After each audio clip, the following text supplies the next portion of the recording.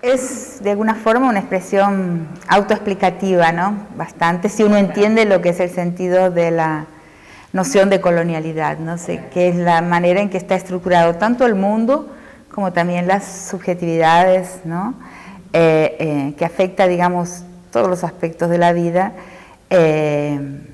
y como decía hoy, en su centro está una noción de raza, o sea, de la división de valor, de la desigualdad de valor, de prestigio,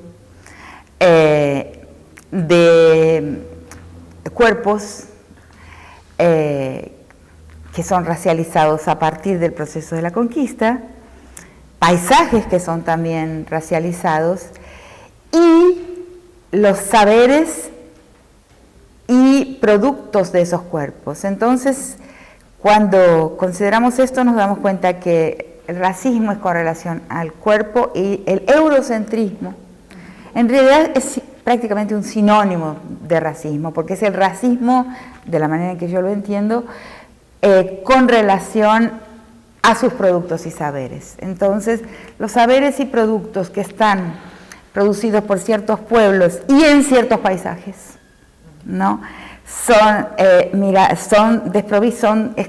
expropiados de valor. Y la colonialidad del saber se origina ahí, o sea, un saber producido por cuerpos blancos y paisajes blancos, y en los paisajes de los cuerpos blancos, o sea, los países centrales que llamamos, tendrá automáticamente una apuesta de valor, un capital de verdad, una confianza, se le será atribuida una autoridad, ¿no? Automáticamente por su lugar de producción y por los cuerpos que lo producen. Y eso parece complicado cuando uno tiene que explicarlo así con una definición, pero cualquiera de nosotros lo entiende en el día a día, ¿no? En nuestra práctica académica diariamente. O sea, en la valla, la frontera, el cerco que existe encima de dónde se produce el pensamiento teórico, los grandes análisis generalizantes, las categorías que están destinadas a una gran influencia, ¿no?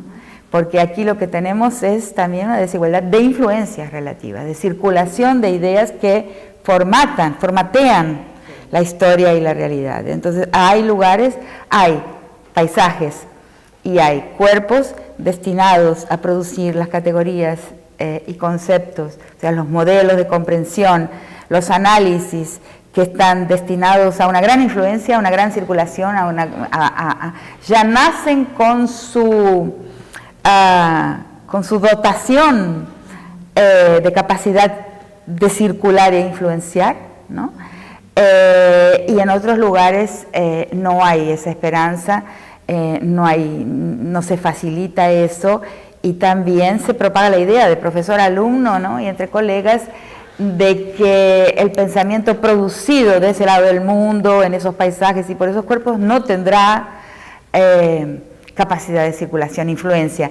Estoy hablando de lo que concierne a nosotros, académicos del mundo colonial.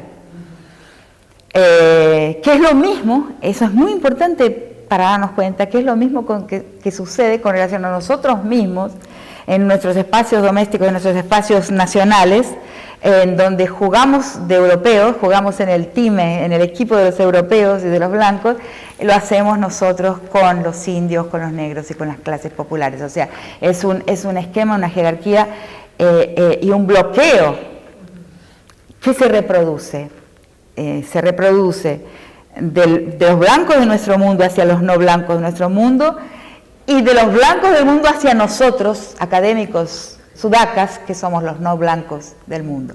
La colonialidad del saber tiene que ver con ese bloqueo, con esa imposibilidad, con esas formas de transmisión en el que somos consumidores de teoría. El papel en el mundo es consumir pensamiento teórico que va a influenciar y va a formatear la realidad.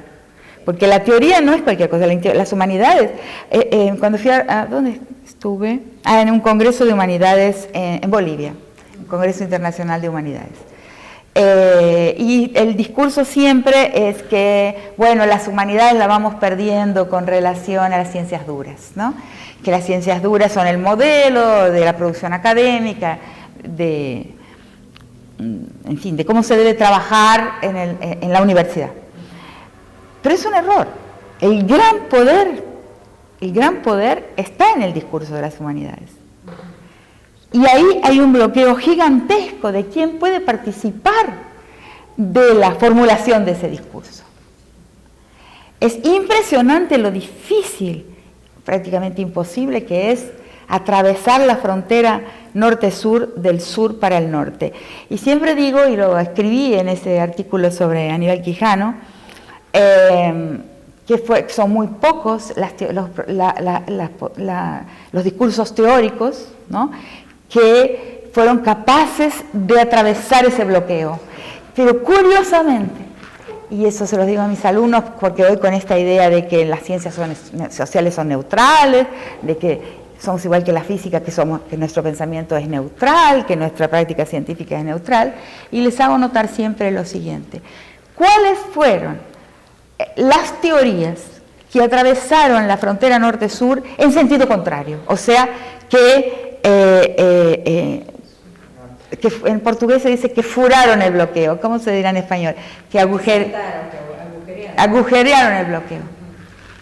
Y cuando vemos cuáles son, nos damos cuenta de que no vale la pena curvarse al discurso de la neutralidad, porque son la pedagogía del oprimido. Paulo Freire es un autor citado siempre, por muchísimo tiempo, en todas partes, en Europa, en Estados Unidos. Esa pedagogía, esa teoría de la enseñanza y de la escuela, furó el bloqueo. La teología de la libertación, en el campo teológico, es un campo filosófico, también lo hizo. La teoría de la dependencia, que es una teoría que para su tiempo fue una teoría crítica, producida acá. Y la colonialidad del poder. Toda la perspectiva de Quijano, como él la formula, la vemos crecer en su influencia en el norte. Entonces, ninguna de esas cuatro, bueno, y para el Caribe, naturalmente, Césaire y Fanon y los otros autores de la crítica caribeña, que no es exactamente nuestro mundo, ¿no?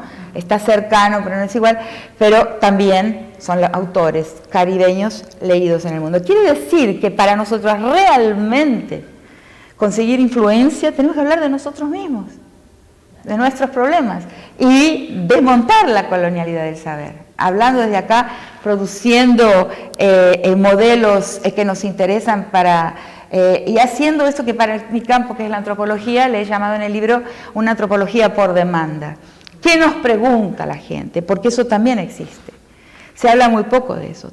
A mí me ha pasado, a lo largo de mi vida académica, curiosamente, después de mi investigación de campo para mi tesis doctoral, que decidí yo dónde, cómo, qué pregunta y todo, puse la pregunta, definí el campo, etc.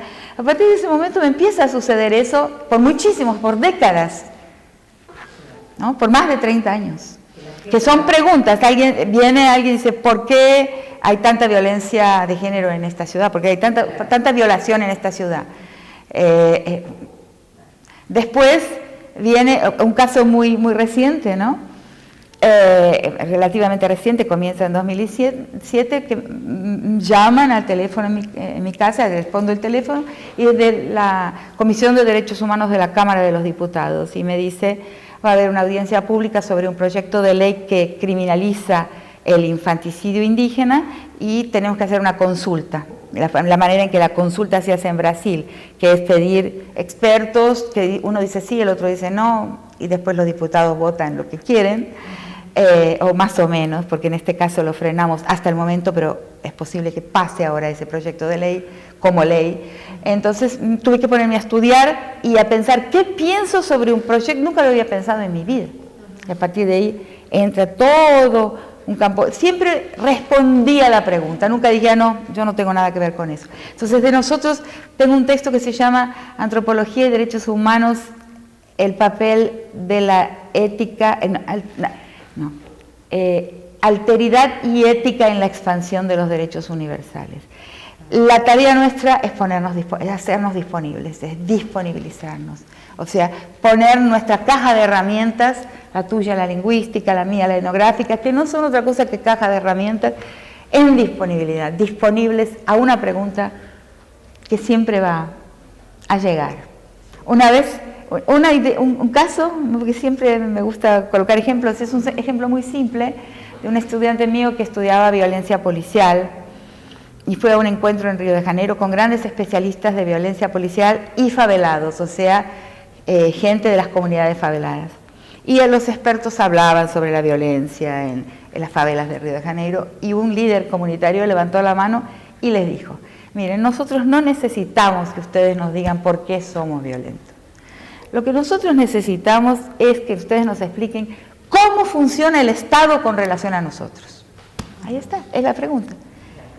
Entonces, creo que una de las formas también, no de descolonizarnos, porque en esa perspectiva no decimos, yo misma no uso mucho esa palabra, vamos a descolonizarnos, porque la historia nunca puede ser rebobinada, no anda para atrás. No podemos recuperar un punto cero precolonial de la historia, no es así. La historia, todos estamos inmersos en una temporalidad, en un fluir del tiempo.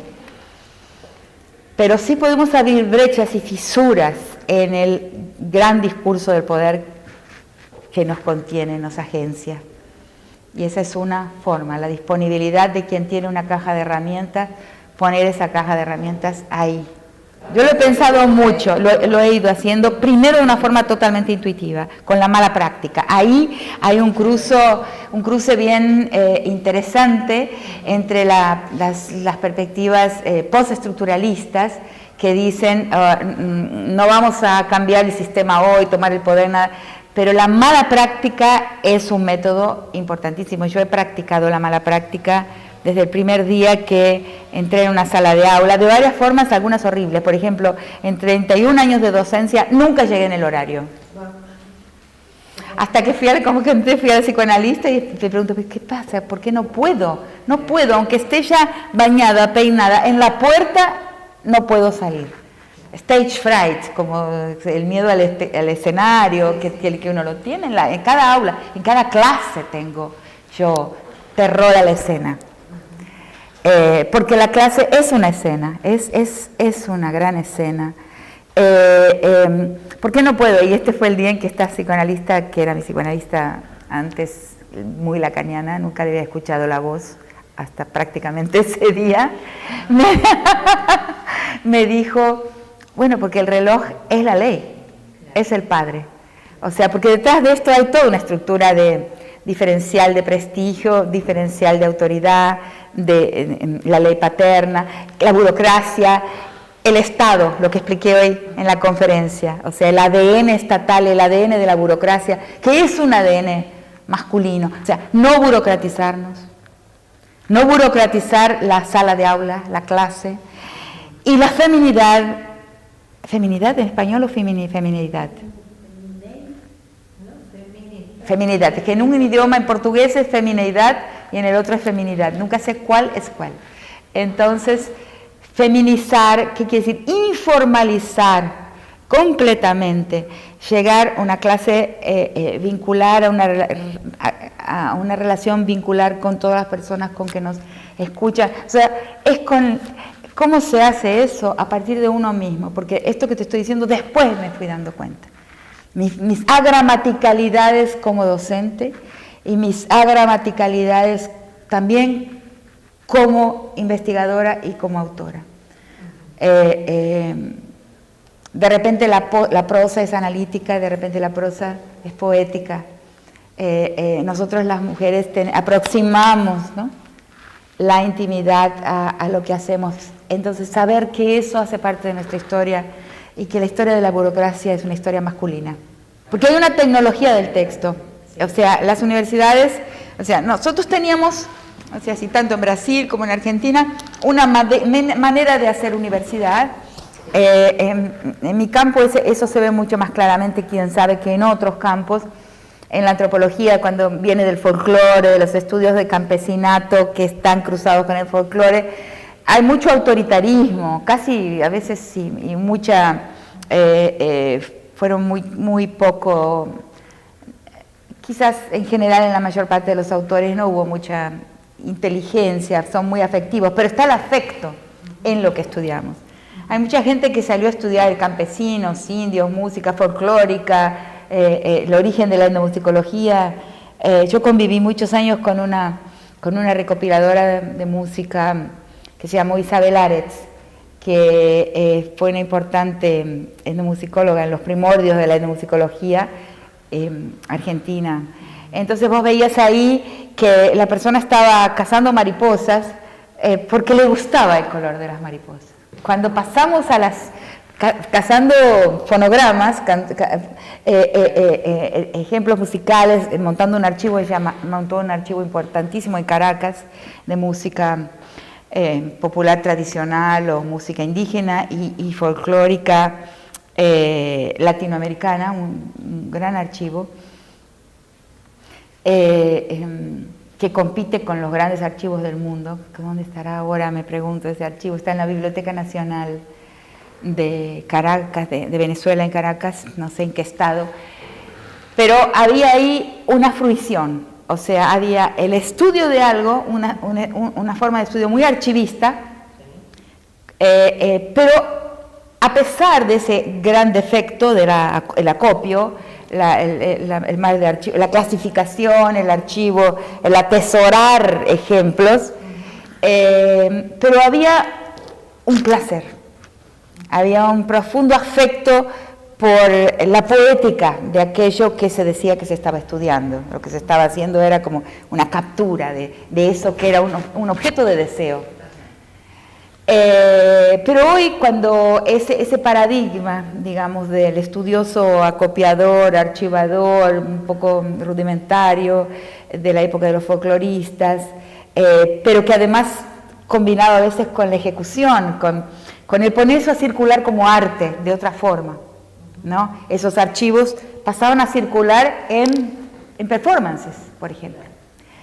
Hoy hemos aprendido una tecnología investigativa y también una tecnología del texto que viene de otro lugar, que ha sido muy difundida a partir de la instalación de los posgrados, de las posgraduaciones, en Brasil primeramente con la Fundación Ford. Todo eso tiene que ser analizado e investigado con un ojo nuevo, porque ahí hubo el colesterol bueno y el colesterol malo, hubo el doble filo ahí, o sea, se trajo algo, pero también se mató algo, se mató una cierta forma de aproximación y de poética con nuestro objeto de estudio. Y se impuso una forma única, un modelo único de hacer textos, que ahora está en decadencia. Empezó una fase de decadencia. Se nos prohibió el ensayo. Nosotros, el género latinoamericano por excelencia es el ensayo. No pudimos más escribir ensayos. La gente quería aprender cómo se escribe un texto académico. Yo creo que es ese modelo, en que en muchos lugares todavía se está aprendiendo, creo que entró en decadencia, está entrando en crisis. Esa imaginación intelectual propia que se esconde por detrás de la tecnología del texto está en una decadencia y ha constatado que estamos en una fase de la muerte de la imaginación intelectual de ese mundo y a la espera de otras formas de imaginación del conocimiento, de la pregunta. Entonces yo creo que todo eso hay que verlo, hay que ponerle palabras, pero yo lo veo, por ejemplo, en mi caso yo recupero, el libro se llama 8 ensayos, recupero esa idea de que nosotros tenemos una forma de pensar y de escribir que es autoral. La otra también es autoral, pero niega hacerlo. Se esconde detrás de un discurso de autoridad y no de autoralidad. Pero es tan autoral como esta, solo que mucho menos divertida. El ensayo es mucho más divertido, porque de repente en el ensayo abrís una cantidad de ventanitas, una cantidad de puertas y vas volando. Vos querés decir algo, querés expresar algo que percibiste sobre el mundo, le estás buscando las palabras. Y buscás las palabras tanto en la literatura científica como en la voz de la gente, como en tu propia voz. Hay una libertad. El ensayo es temido porque el ensayo da libertad al autor. ¿Y quién lo valida el ensayo? El lector. Uno entra en un ascensor, en un colectivo, en un espacio público, en una clase, y automáticamente el mapa, qué cuerpo es hombre, qué cuerpo es mujer. Cuando uno se encuentra con un cuerpo ambiguo, ahí para. Cuando no puede leer cuál es la historia de ese cuerpo. Porque la verdad es que nosotros, pienso, como dije, con relación a la raza, leemos historias de cuerpos. Entonces, de un cuerpo de mujer neto y raso, leemos que hay una historia de mujer, que fue criada así, que la mamá le dijo esto. Leemos rápidamente la historia. En una historia de un cuerpo masculino, que con gestualidad masculina, trazos de gestualidad, trazos, marcas de masculinidad en el cuerpo y en el rostro, leemos también esa historia, ¿no? Que el papá, el hermano mayor, el primo, el vecino, toda la historia de lo que es la masculinidad, ¿no? Y cuando vemos un cuerpo que no podemos clasificarlo así de primera, quedamos parados, intentando ver de dónde viene ese bicho, ¿no?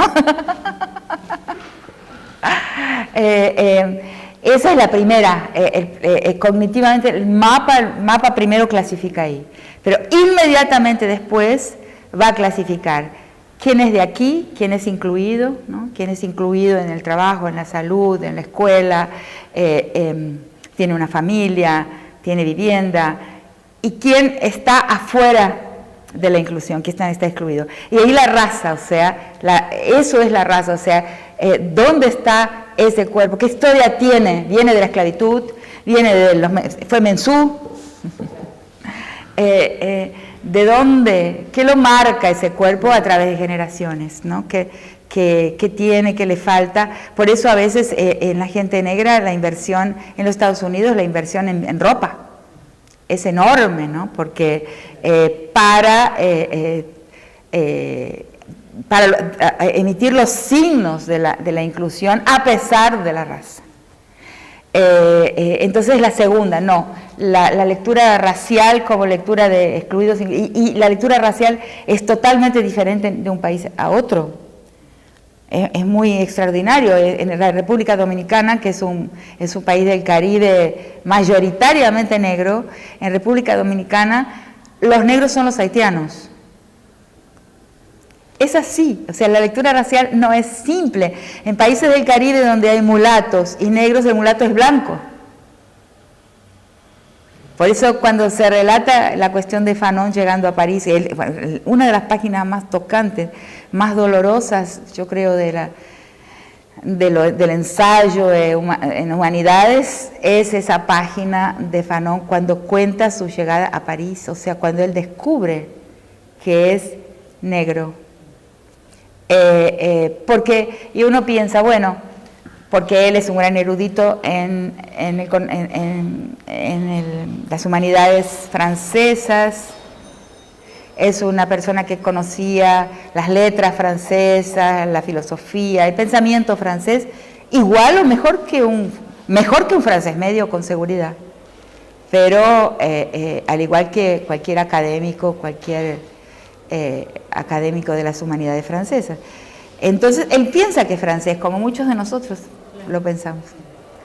En nuestro país, sobre todo en la educación, tan afrancesado, ¿no? Inclusive en la educación pública, durante muchas décadas, no actualmente.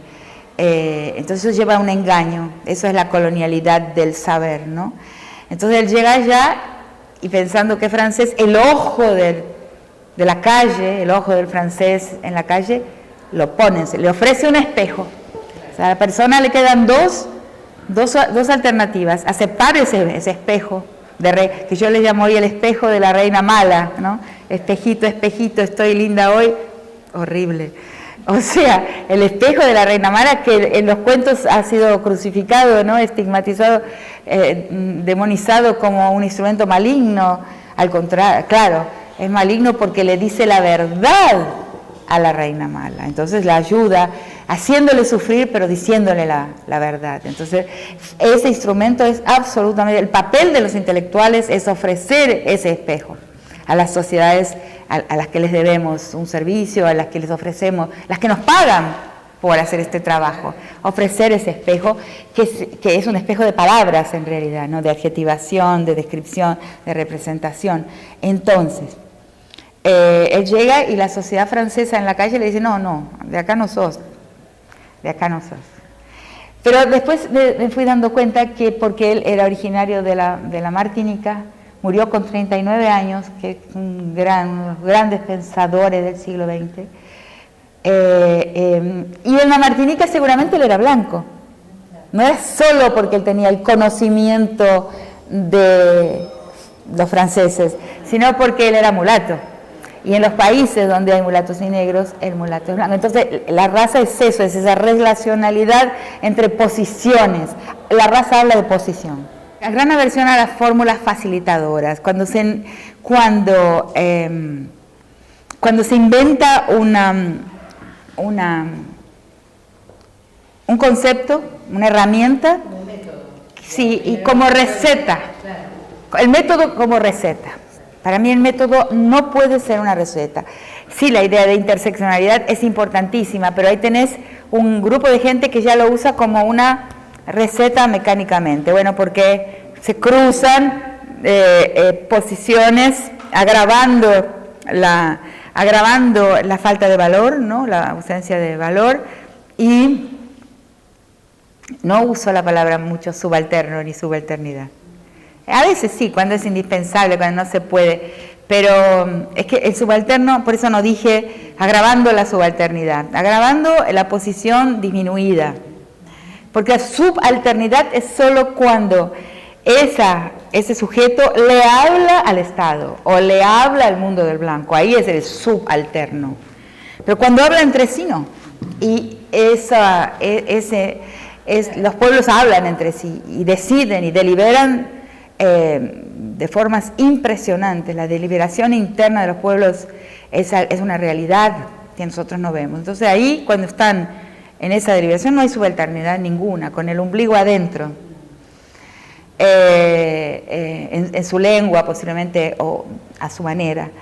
Pero entonces yo sí creo en la interseccionalidad, pero no como receta. O sea, cada caso debe ser analizado en su propia historia, cómo se cruzan ahí aspectos del sujeto que lo van a poner en una posición determinada o en otra. No se puede aplicar como receta. A veces esta persona es mujer, negra, pobre, etc. Y definitivamente, chao, igual tal cosa. La interseccionalidad es un proceso que resulta de la construcción biográfica, la construcción de una vida a través de sus vicisitudes, pero nunca usarla como un cliché que anticipa un resultado. Eso quiero decirte. No tengo esa esperanza. No, el Estado va a estar ahí. El Estado es la reproducción en el territorio de este lado de acá del esquema de la relación colonial. No, eso no significa que haya que abandonarlo. Lo que pasa es que yo realmente no creo que se pueda tomar el Estado, porque el Estado te toma, por su estructura, por su arquitectura, por cómo está construido, digamos. Si la apuesta está en tomemos el Estado por métodos revolucionarios o por elecciones y desde ahí reencaminemos la historia, no estoy creyendo que no se puede, sino que estoy usando la historia para demostrar que nunca se pudo, que nunca funcionó. Desde la Revolución Francesa a la Revolución Rusa, a la Revolución Cubana, a Chávez, se introdujeron discursos interesantes desde el Estado con la potencia circulatoria de los discursos proferidos desde la esfera pública en el campo estatal, se introdujeron discursos, consignas, en fin, representaciones, pero no se pudo realmente reorientar la historia, desconstruir el poder, en todos los intentos que la historia ya vio. Entonces lo que estoy diciendo no es que yo creo que es así, estoy diciendo que no lo he visto nunca.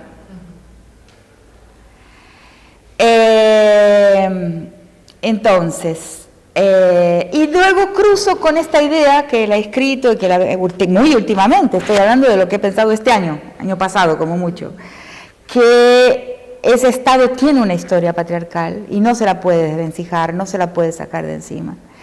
Tiene un ADN, digo, una naturaleza patriarcal en su distanciamiento, ¿no?, con relación a la vida, lo burocrático, todo lo que vimos como algo maravilloso, o sea, deslumbrante, ¿no?, la racionalidad, ¿no?, burocrática de los modos estatales. Y yo creo que, por lo menos en nuestros paisajes coloniales, no funcionó, porque nunca perdió la exterioridad con relación a lo gestionado, con relación a lo administrado, ¿no?, cosas y personas, ese Estado. Entonces, ¿por dónde le vendríamos con una política, ¿no? ¿Dónde estaría, dónde pondríamos la política? Primero viene, bueno, tu pregunta de la interculturalidad, la voy a contestar al final, pero estoy hablando de lo que veo como pensamiento en acto, ahora mismo, ¿no? Una de las cosas que he pensado muy recientemente es que entonces podemos pensar en otras formas de politicidad, que no son las que se realizan por medios burocráticos estatales, sino las que vienen en un camino de otro tipo, que parten de espacios domésticos plenamente políticos, plenamente habitados por muchísima gente, hogares sin muros, hogares sin cuatro paredes, familias no nucleares, o sea, espacios compartidos por más gente en la intimidad, una intimidad expandida. Y eso tiene una politicidad. Y podríamos pensar entonces qué le han traído las mujeres con su historia y sus acúmulos de experiencia en la gestión de la intimidad, en la gestión de las relaciones, qué le aporta, por qué las mujeres inclusive están hoy aportando tanto a la política y muriendo, ¿no?, por ejercer estilos de liderazgos de una forma diferente a los liderazgos que ejercen los hombres. Entonces veo por ahí, y eso está para ser inventado, o sea, yo tengo un vislumbre, tengo una visión de una otra forma de la política que es la que la modernidad exterminó, porque lo primero que la modernidad exterminó es la politicidad de los espacios domésticos comunitarios, indígenas, campesinos, que eran habitados por mucha gente, no eran privados, no eran íntimos, no eran espacios de la intimidad. Cualquiera de nosotros que tiene un pie en el campo o un pie en alguna localidad campesino indígena, lo ve y lo vivió, ¿no? Espacios de una cantidad de gente junta, íntima, ahí hay política. La modernidad lo niega, la modernidad dice que la política debe ser toda capturada y monopolizada por el Estado, por la esfera pública, por enunciados que se profieren ahí. Y despolitizó completamente a la mujer, despolitizó completamente los espacios que venían siendo femeninos y políticos de otra forma. Entonces el acriollamiento es eso también. Cuando digo que para mí criollo es un insulto, es brutal decir eso en nuestro país, ¿no? Eriza, así, es una daga en el corazón del macho decirle que el criollo para mí es un insulto, porque el criollo, al acriollarse, tuvo que volverse racista, misógino y homofóbico.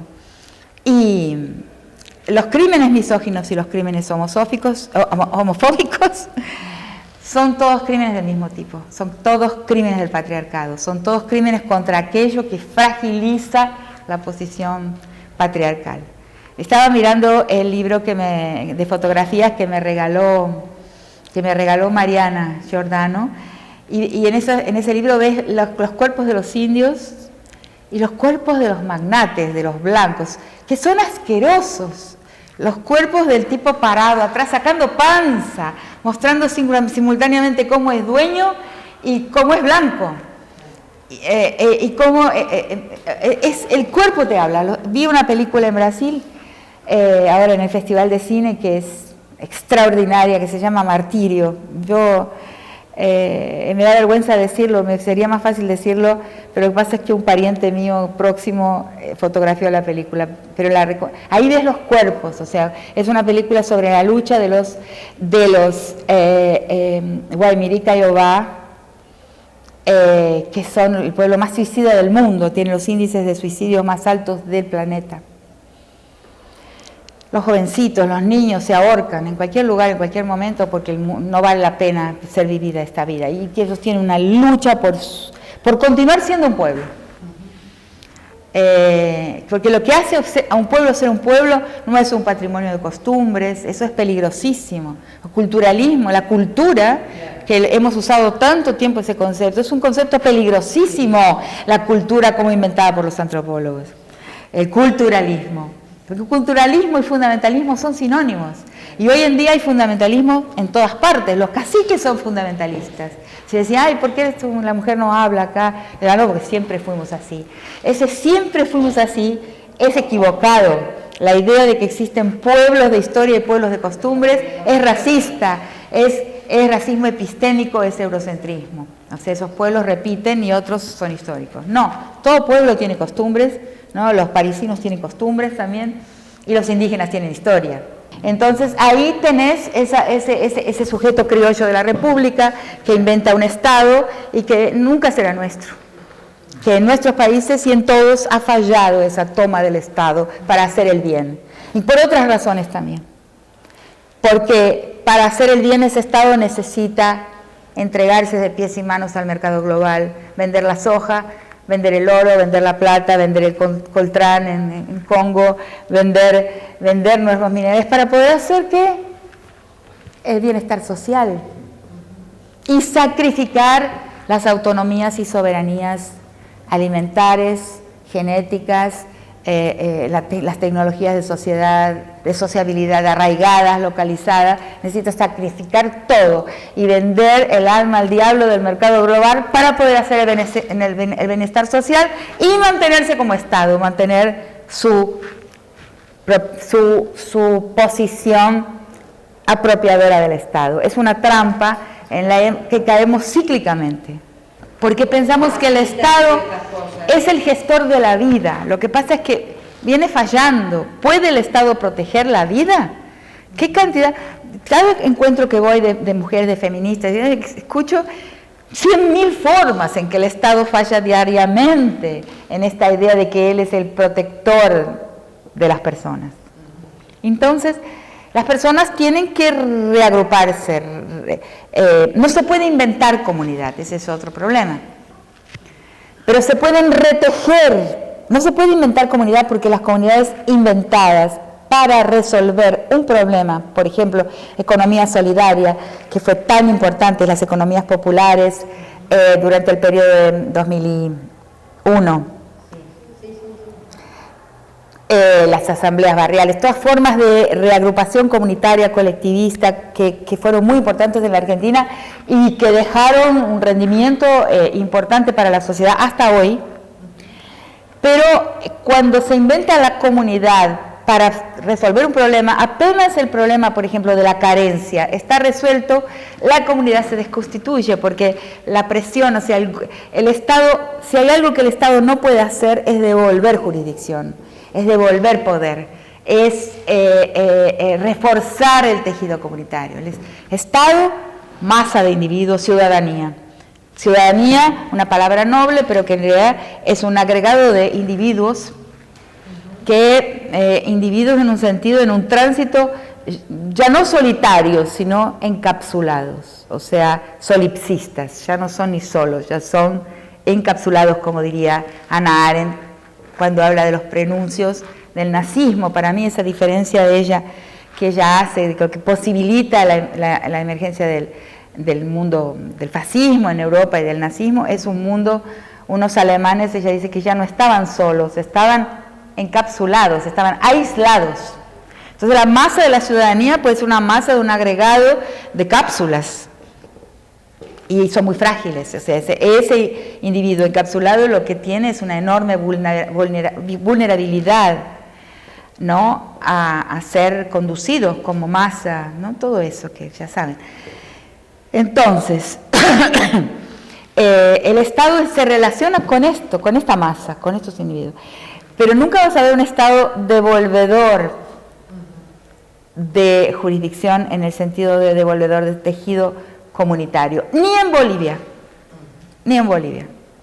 donde hubo ese proyecto. En Ecuador también hubo ese discurso, pero encontró su techo, encontró su tope. En realidad, más allá de un punto no va, porque todo lo que fragiliza la administración central es descabezado, no es favorecido, es desfavorecido, es perseguido. Entonces tenemos estas cuestiones varias del Estado que nos obligan a que repensemos por dónde vamos, cómo hacemos. Yo lo veo como un camino anfibio, como un camino dentro y fuera.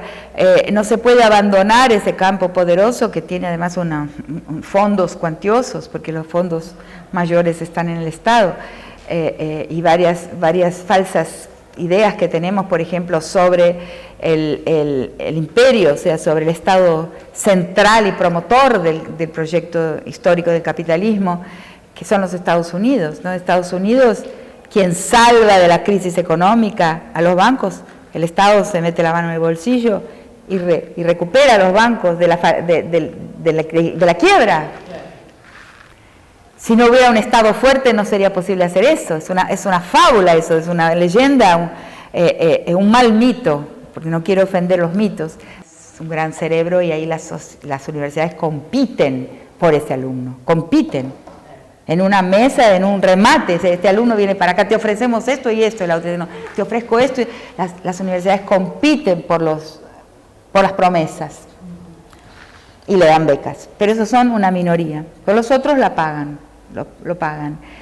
Pero pagan la enseñanza. Pero la investigación, si hay dos campos que en mi evaluación de alguien que no es economista, pero alguien que ha vivido en muchos países y es etnógrafa por formación, que vivo observando el mundo, si hay dos campos en los que los Estados Unidos nunca hicieron faltar recursos, es justamente en el armamento y en la investigación. Y muchas de las cosas que estamos viendo hoy, el golpe en Brasil y todo eso, son productos de cabezas financiadas por el Estado para investigar psicología social, comunicación, inclusive nuestros campos, de cómo se manipula una población. Derecho, el golpe brasilero está hecho, apuesto a lo que quieran, no sé, el poder no es observable, no se puede observar el poder, la principal táctica de poder es el secreto, no se puede observar, solo se pueden observar sus efectos.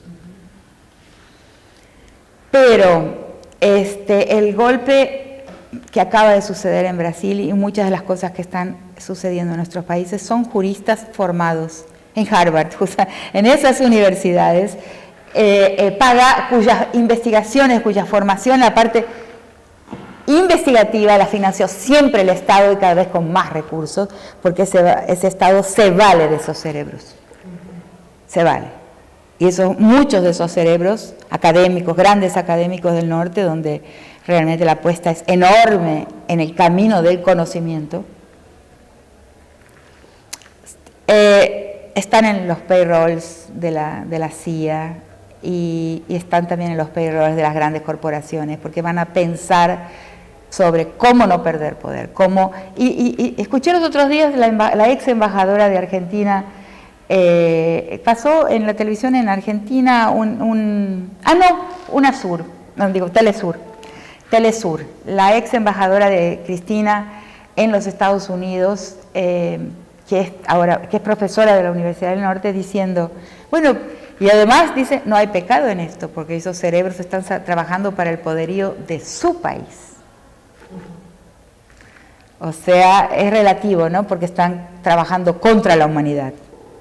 Por la muerte en Siria, por la muerte en Irak, pero ellos pueden justificarse, están trabajando por su patria, en el sentido bélico de la palabra patria. Entonces, ¿dónde está la interculturalidad ahí, no? Porque hay dos o varios, pero digamos, yo para mi propia facilitarme las cosas, veo dos rumbos de la interculturalidad. Uno, como se hizo en Canadá y Estados Unidos, ¿no? Que dijeron, bueno, nuestras sociedades son muy segregadas, sobre todo lo he vivido y lo he visto porque tuve hijos en la escuela en los Estados Unidos, vamos a mezclar las turmas, mezclar los grupos. Entonces, subías en un ómnibus escolar y entraban en un lugar los hispánicos, inmediatamente los vietnamitas, en el lugar siguiente entraban los negros, en fin, cada fragmento del pentágono étnico, como algunos llaman, del norte entraba en su barrio y todos iban a la misma escuela. Hay un momento en que la interculturalidad se entiende por esto. En la escuela hay que mezclar los niños. Realmente no tuvo éxito, fue puramente formal. Fue una idea para ver si conseguían superar la segregación de la nación. Eso es una. Pero para mí, ¿qué es interculturalidad de verdad? Sería, digamos, que en las universidades, por ejemplo, el alumno que viene indígena a la universidad nos transforme la universidad. El negro que viene a la universidad transforme la universidad. La persona con sexualidades no normativas, vamos a decir, la diversidad sexual que viene a la universidad transforme la universidad. Todos, con su diferencia, puedan transformar la burocracia. Eso sería una interculturalidad radical y verdadera. Lo otro es un Estado gestor, un Estado administrador que va desde arriba y desde afuera, y siempre blanco, y siempre masculino, siempre patriarcal, organizando que la gente converse un poquito. Es cosmético. La cuestión es ennegrecer al blanco, indianizar al blanco, mostrarle al blanco todo lo que él no es, de nuestros países. No estoy hablando del blanco en otra parte, estoy hablando de nosotros, los blancos de aquí, ponernos espejo. O sea, una verdadera interculturalidad es la presencia del otro como un espejo de lo que soy. El Estado no lo va a hacer, no lo va a hacer nunca. No lo ha hecho, que decir, no sé si lo hará, pero no lo hizo nunca. Entonces la historia tiene que servir para algo. Por ejemplo, algo tan simple. En el segundo año de la universidad uno estudia el dumping. De nuevo estamos, o sea, la cuestión de la caída del precio del petróleo, inclusive de la propia soja, es dumping. Ya lo pasamos, los gobernantes no estudian historia, no saben que la llave del mercado es política. La historia tiene que servir para algo. Entonces, si te dice que todas las veces que el Estado fue tomado, al final fue el Estado por su estructura que tomó a la gente. Hay que ver entonces caminos que no son monotónicos, que son plurales. O sea, yo creo en la pluralidad, creo en caminos plurales, creo que los pluralistas somos nosotros, como siempre, en religión, en todo. Nosotros somos el lado plural de la historia, y creo que el camino va un poco por dentro del Estado, ¿no? Porque no se puede abandonar una gestión de poblaciones tan extensa, pero con un Estado que también devuelve algo, devuelve a las soberanías comunitarias, a las soberanías locales, a los mercados locales y regionales. Lo que hace el mercado global ataca y desconstituye, agrede a veces sin razón económica inmediata, todo lo que es soberanía alimentar, todo lo que es mercado local y regional, lo desestabiliza y lo extermina. ¿Por qué? No porque porque va a perder mucho por una gente que se plantea un maicito ahí alrededor de la casa, maíces, mandiocas diferentes, que es la gente, que son las mujeres que han mantenido la diversidad genética. No es porque eso agrede o pone en riesgo de una manera inmediata, porque hay un interés en agarrar esa huertita, que son 1 metro cuadrado, 2 metros cuadrados, sino porque ahí hay otro proyecto histórico. Valores, metas de felicidad, formas de felicidad orientadas en esa dirección que hoy estaba llamando de vincular comunitaria, donde se invierte para mantener el pueblo, la comunidad, la aldea. Y eso, lo que más toca el nervio del capital es cuando decimos que hay otras formas de felicidad.